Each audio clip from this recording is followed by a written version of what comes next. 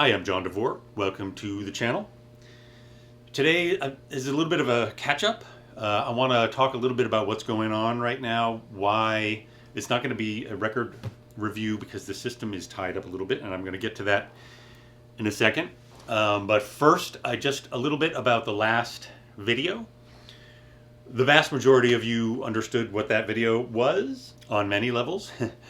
But some of you were confused, upset, to the point of threatening unsubscribing. And anyone who wants to unsubscribe, I'm not going to stand in your way, of course. But let me just explain what happened. Anyone who watched the last video I put up was rickrolled. What is rickroll? Rickroll is an ancient ritual wherein you are pranked into watching a Rick Astley video for the song Never Gonna Give You Up. A poisonously catchy song from the 80s. And it was, as far as I know, it was certainly a huge hit. I'm sure it was his biggest hit. And somehow in the aughts, it became an internet meme. And to be rickrolled meant you were tricked into clicking a link that sent you to that video. So you were rickrolled. I put a clickbait thumbnail on the video, and I played the 12-inch signal of Never Gonna Give You Up. So there you go. Sorry about that. So what is all of this? First, you'll notice that this is a different focal length than usual.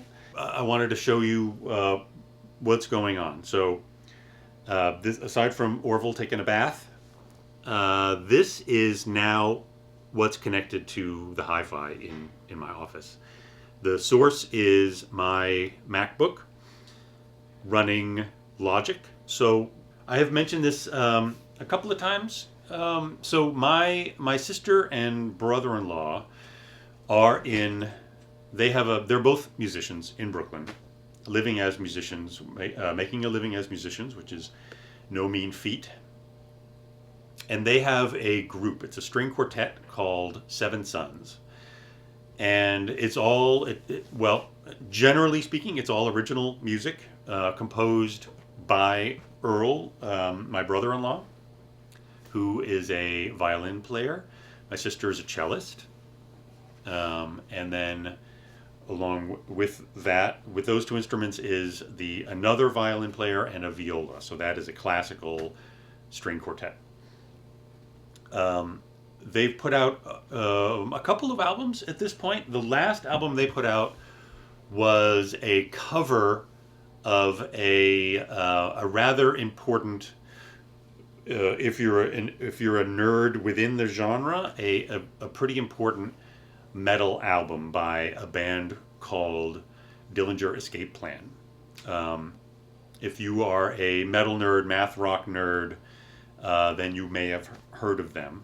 So anyway, Earl and Chernway, the violist, they transcribed that album for string quartet, and it's pretty amazing. The mix of it, however, so the performance is great. The music is really sort of remarkable. But in my opinion, the sound of the record is pretty terrible. And Earl says that the idea behind the mix was to make it sound like a Pantera record, which basically means compressed, bright, very little bass. It's very crunchy. And so somebody who's used to hearing string quartet recordings that are natural sounding, for me it was pretty bad. I do still listen to the record once in a while, but not for pleasure, so to speak. And Earl and I have talked about this a lot. And so when it came time to record their next album, the next Seven Sons album, they wanted to make it sound more natural. They wanted the acoustic stringed instruments to sound more realistic as though they're playing in a sound field in front of you. If you're listening in a traditional stereo, so I'm gesturing behind the camera. That's where my speakers are set up. I'm sitting here facing the speakers now. They want the instruments to the musicians to be sort of in that soundstage between the speakers. So they wanted to do a different approach to the recording, but as Brooklyn musicians making a living at it, there's not a lot of money to spare. Being in a classical string quartet that plays metal on occasion. I described this. So they were the string section. Seven Sons was the string section in La Suspendida, which was the record that I described something like the most awesome and least marketable album ever made or ever conceived. And so this is the conundrum. They don't have any money. They're never really going to make any money off of these recordings, but yet the music is awesome and they want to get it out. They want to get it recorded. So what does one do? So the first idea was to record the acoustical string quartet in their living room. They crammed the quartet in there and tried to mic it. And it took a few tries, and we got some okay sounding tracks from that. And then this is now about a year ago. We had some string quartets play concerts in here in the factory, not in my office, just outside my office. And I sort of built out a little plywood stage, which is sort of also where the computer is and the printer is, and where it's like the shipping desk is.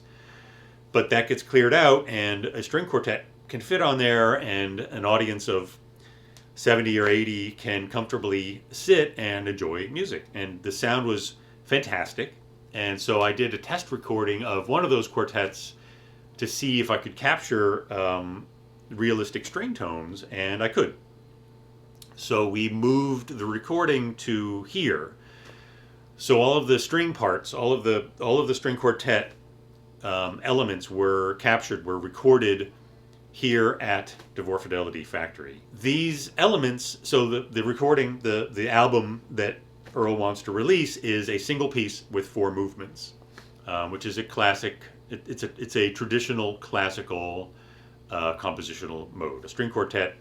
The Beethoven string quartets, almost all, if not all, have 4 movements to them, which each of those movements is sort of like its own song, but then they're all connected, maybe like a theme album. For those of you who are not up on the way classical music is kind of arranged and composed. So the album is this one piece.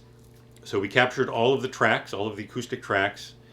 And then the instrumentation on the piece includes some heavy metal elements. So there is parts of it are mixed in with drums and a few other instruments. Earl he plays electric violin. So there's bits of it where there's a distorted electric violin mixed in, and some vocals.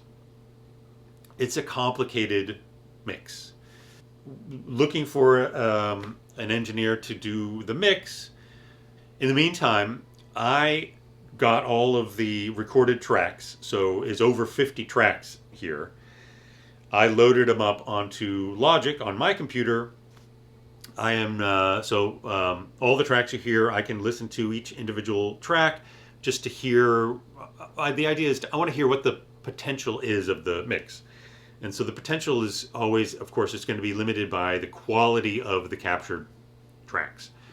So I want to hear those individual tracks. I want to try a little bit of mixing my own. I am essentially learning Logic as I go here. But the elements that I'm incorporating, the elements that I need to use on Logic here are very, very surface. Just the mixing console, being able to listen to individual tracks. I think I've got that figured out. My laptop is running Thunderbolt out into my Lynx Hilo. This is I guess it's called a mastering interface. It's a D to A and A to D and full analog and digital router. Not like an Ethernet router, but like you can control what is feeding what, which inputs go to which outputs, etc. And so this is running as the digital to analog, and then it's also my analog preamp, and then it's running monitor out into an amplifier in the system, and then out to my Orangutan 096 speakers. And so I'm just messing around. I'm trying to do a couple of listens. So I basically just hit play, and I hear